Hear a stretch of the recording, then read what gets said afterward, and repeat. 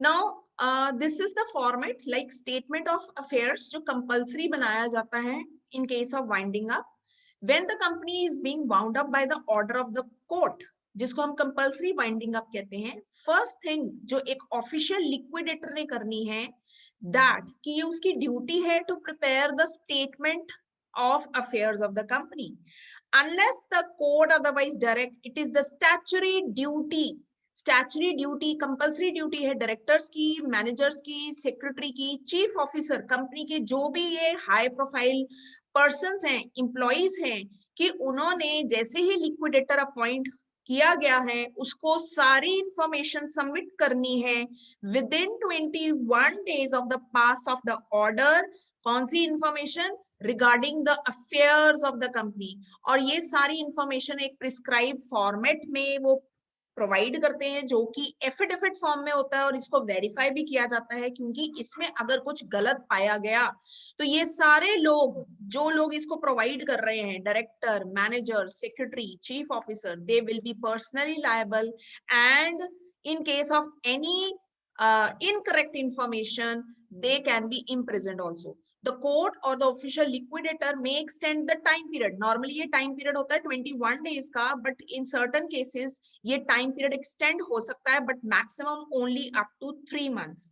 There is no provision for obtaining statement of affairs in a voluntary winding up. Very important to remember कि अगर voluntary winding up हो रही है अपनी मर्जी से तो वहां पे कंपलसरी नहीं है कि स्टेटमेंट ऑफ अफेयर्स बनाई जाए या वो सबमिट करवाई जाए, लेकिन कंपलसरी वाइंडिंग अप के केस में ये बनानी कंपलसरी है। सो स्टेटमेंट ऑफ अफेयर्स में ब्रॉडली कौन सी मेन बातें हैं जो शो की जाती हैं? First, assets of the company, any assets in the form of cash in hand, cash at bank या एनी अदर नेगोशिएबल इंस्ट्रूमेंट्स, यानी कंपनी के सारे एसेट्स को पहले शो किया जाता है। वो एसेट्स करंट एसेट्स फॉर्म में भी हो सकते हैं, फिक्स एसेट्स फॉर्म में भी हो सकते हैं। देन कंपनी की कितनी डेब्ट्स एंड लायबिलिटीज हैं वो दिखाया जाता है। Thirdly, name, residence, occupation of its creditors, जो जो उनके क्रेडिटर्स हैं, चाहे सिक्योर्ड हैं चाहे अनसिक्योर्ड है, इनकी डिटेल दी जाती है। उनका नाम क्या है, उनका रेजिडेंस क्या है, उनका ऑक्यूपेशन क्या है, ये सारी डिटेल प्रोवाइड की जाती है।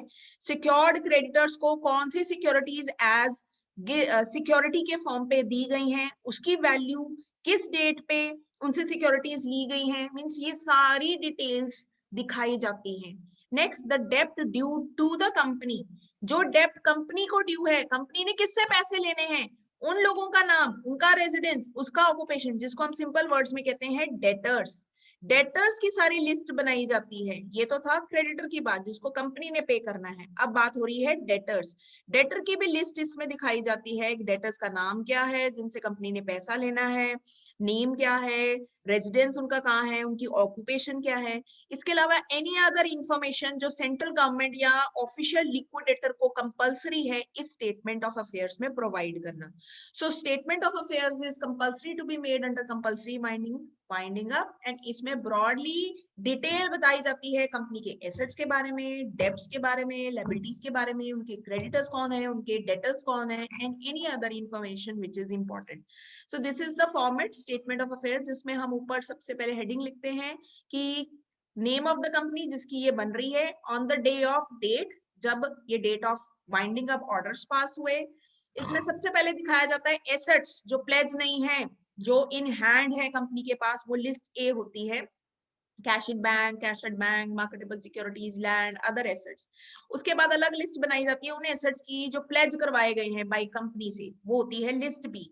इसमें सारा कुछ दिखाना है कि let's suppose free hold property, अगर वो बेची जाएगी तो कितनी अमाउंट आएगी, उसमें से हमने जो गिरवी रखा है वो हमने क्रेडिटर्स को कितना पेमेंट करना है, डेफिशिएंसी या सरप्लस कुछ है तो वो बताएंगे। लेट्स सपोज ये प्रॉपर्टी है 20 लाख की, ये गिरवी रखी है कंपनी ने बैंक के पास, तो उनका क्रेडिटर हो गया बैंक।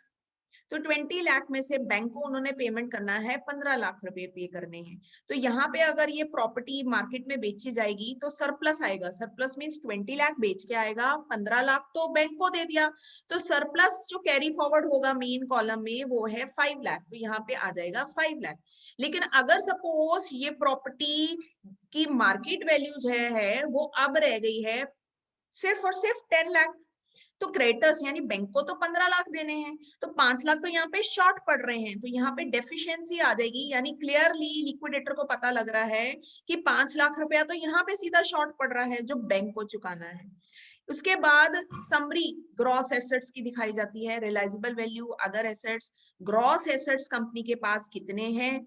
देन उसके बाद लिस्ट बनाई जाती है लायबिलिटीज की, लायबिलिटीज की सीक्वेंस में लिस्ट बनाई जाती है। लिस्ट बी सिक्योर्ड क्रेडिटर्स सबसे पहले लिखे जाते हैं, उसके बाद प्रेफरेंशियल क्रेडिटर्स लिस्ट सी होती है, फिर डिबेंचर होल्डर्स लिखे जाते हैं, लिस्ट डी होती है। उसके बाद अगर कोई सरप्लस या deficiency as regard debenture holders अगर आता है कोई, यानी यहाँ पे चेक किया जाता है कि डिबेंचर होल्डर्स को कोई पैसा शॉर्ट तो नहीं पड़ रहा या सरप्लस बच रहा है, तो फिर वो पैसा यूज होगा लिस्ट ई पे करने के लिए। लिस्ट ई में आते हैं अनसिक्योर्ड क्रेडिटर्स, इनको पे करके अगर कुछ सरप्लस बचता है फिर पे किया जाता है प्रेफरेंस शेयर होल्डर्स को, जो कि लिस्ट एफ होती है। फिर पे किया जाता है, कुछ बचता है तो लास्ट में इक्विटी शेयर होल्डर्स को, लिस्ट जी। इक्विटी शेयर होल्डर्स को भी पे करके अगर फिर से बच रहा है तो सारे मेंबर्स में सरप्लस डिस्ट्रीब्यूट हो जाएगा। लेकिन अगर यहाँ पे इस स्टेज में डेफिशिएंसी हो रही है तो वो डेफिशिएंसी भी बेयर सारे मेंबर्स करते हैं, और ये होती है लिस्ट एच। तो ये सारी लिस्ट आपको लर्न होनी चाहिए कि list A is for assets not pledge, list B is for assets pledge, list C means list B में सिक्योर्ड क्रेडिटर्स होते हैं। सिक्योर्ड क्रेडिटर्स मींस बी का पार्ट क्यों है, ये सिक्योर्ड क्रेडिटर्स हैं जिनको एसेट प्लेज कराया गया, इसीलिए ये लिस्ट कैरी फॉरवर्ड हो रही है यहाँ पे secured creditors list B. List C is preferential creditors, list D debenture holders, list E unsecured, then preference is list F, equity shares is list G, and last में आते हैं surplus और deficiency अगर कुछ हुआ है तो लिस्ट एच।